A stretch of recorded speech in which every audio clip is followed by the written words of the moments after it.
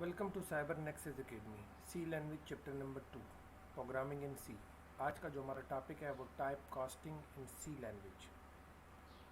Type casting in C language का मतलब है कि हमारा जो वेरिएबल है उसकी डेटा टाइप को चेंज करना। फॉर एग्जांपल यहाँ पर हमारे पास इंट एक्स जो है उसको हमने फ्लोटिंग में कन्वर्ट करना है। अब इसके एग्जांपल के लिए हमारे पास 7/5 इक्वल टू 1.4 ये हमारे पास एक मैथमेटिकल इक्वेशन है और हम चाहते हैं कि इसको हम प्रैक्टिकल वर्क में किस तरह करेंगे। ये हमारे पास Dev C plus plus 5.1 IDE। यहाँ पर सबसे पहले हम एनवायरनमेंट क्रिएट करेंगे। Hash include studio dot H, hash include conio dot H, main का आर्किटेक्चर और पैरेंथेसिस, और लास्ट में हम गेट सी एच का फंक्शन यूज़ करते हैं फॉर प्रिंट स्क्रीन के लिए। सबसे पहले हमने लाइब्रेरीज को इंक्लूड कराया, उसके बाद फिर मेन है। मेन में हम अपना सारा कोड लिखते हैं।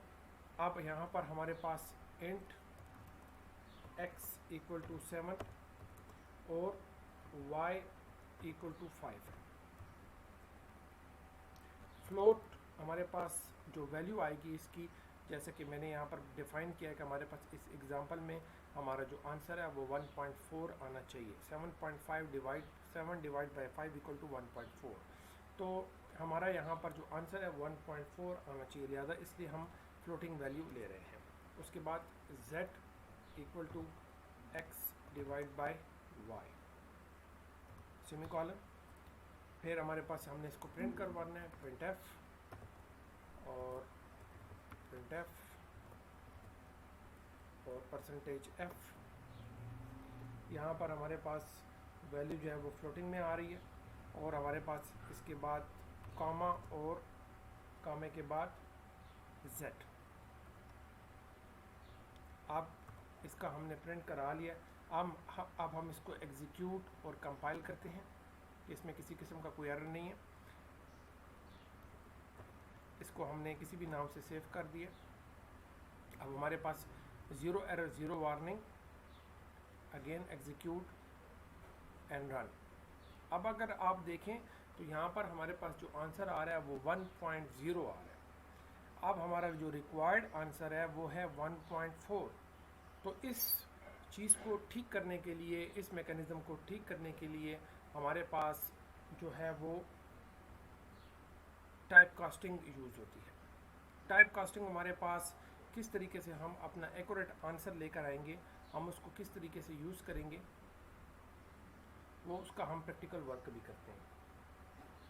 अब हमारे पास z की वैल्यू, z का जो फार्मूला है z equal to x divide by y, इसमें हम फ्लोट की वैल्यू डाल देंगे, फ्लोट x और फ्लोट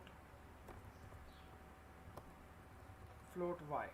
अब ये हमारे पास दोनों वैल्यूज जो भी z की आएंगी उनको हमने फ्लोटिंग कर दिया। मींस हमने इंटीजर की वैल्यूज़ को फ्लोटिंग में कन्वर्ट किया और फ्लोटिंग में कन्वर्ट करने के लिए, उसमें एक्यूरेसी पैदा करने के लिए हम मल्टीकास्टिंग यूज़ करते हैं। अब दोबारा से इसको एग्जीक्यूट और कंपाइल करने के बाद रन। अब अगर आप देखें तो हमारे पास जो आंसर आ रहा है वो 1.4 आ रहा है। ये हमारा एग्जैक्ट आंसर है जो कि यहाँ पर हमें दिया गया था। अब अगर हम इसमें कैरेक्टर को यूज़ करना चाहें तो कैरेक्टर को किस तरीके से यूज़ करेंगे। फॉर एग्जांपल यहाँ पर हम यूज़ करते हैं p, एक वेरिएबल ले लेते हैं p equal to character CHAR और कैरेक्टर के बाद हम कहते हैं z और सेमीकोलन। इसको दोबारा से हम प्रिंट करवाते हैं, printf और %c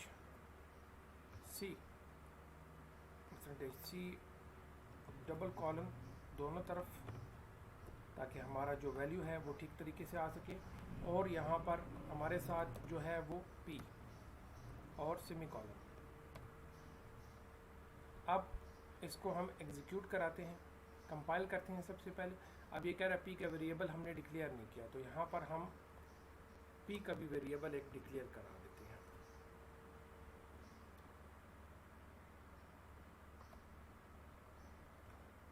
यहाँ पर आ जाएगा सेमीकोलन और यहाँ पर सेमीकोलन। आप देखते हैं क्या आंसर होगा, कंपाइल एंड रन। आप देखें किसी किस्म का कोई एरर नहीं है, एग्जीक्यूट, कंपाइल एंड रन। अब अगर आप देखें तो यहाँ पर हमारे पास 1.4 के एंड में हमारे पास एक सिंबल आ गया। अब ये सिंबल हमारे पास करेक्टर है, इस करेक्टर को हम दूसरी लाइन में शिफ्ट करते हैं ताकि हमारे पास जो आंसर है वो प्रॉपर तरीके से आ सके। तो यहाँ पर हम /n कर देते हैं। /n बेसिकली यूज़ होता है हमारे पास सेकंड लाइन में कन्वर्ट करने के लिए। Execute, compile and run. ये देखें अब हमारे पास ये ज़्यादा क्लियर तरीके से नज़र आ रहा है। तो फर्स्ट जो है वो हमारा एक्यूरेट आंसर है और सेकंड जो हमारा जो हमने करेक्टर लिया है मींस z की जो भी वैल्यू होगी उसको करेक्टर में कन्वर्ट कर कर वो हमें शो करवाए, तो यहाँ पर ये हमें शो करवा रहा है। तो आज के लेक्चर में हमने ये सीखा कि हमारे पास जो मल्टीकास्टिंग होती है वो क्या होती है, कैसे यूज़ होती है और उसको हम किस तरीके से अपने प्रोग्राम में यूज़ करेंगे। Thank you.